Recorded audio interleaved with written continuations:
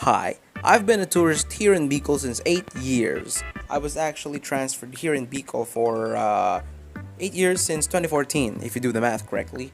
And when it comes to cultural dimensions, When it comes to cultural dimensions, there isn't really a lot to say about it. Since coming here in Bicol, I have noticed some foods that it isn't in the place where I've actually born.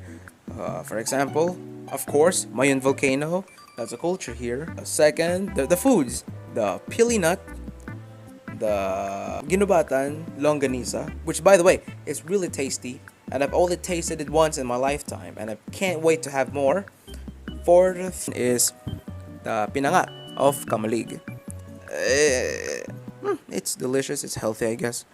And I was actually listing Laguna only foods, and luckily enough, what I'm going to talk about here is one I extremely like, namely espasol. You see, espasol is a cylinder-shaped Filipino rice cake originating from the province of Laguna.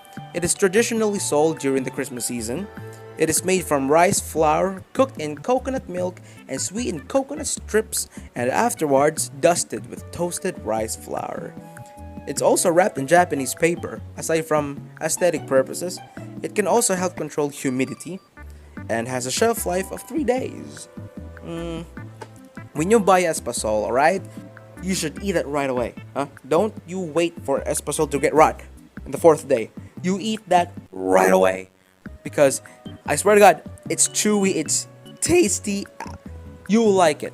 I swear to God. Unless you don't like messy foods. Because, yeah, that's the joy of it, apparently. It's a messy because it's floury.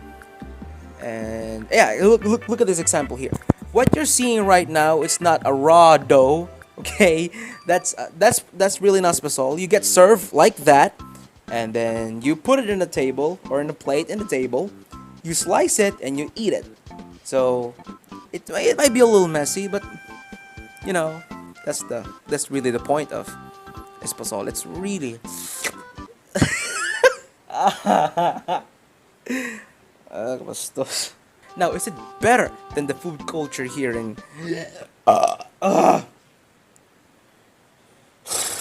Now, is it better than food cultures here in Bicol? No, I think not.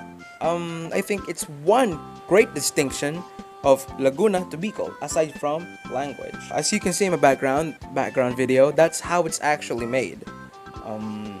So what else to be said about this pasol? It's really chewy. I really like it.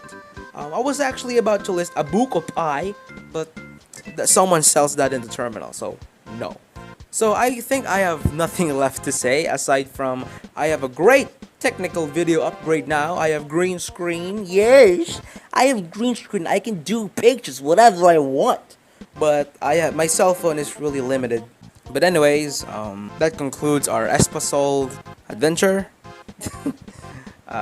That's about it. See ya.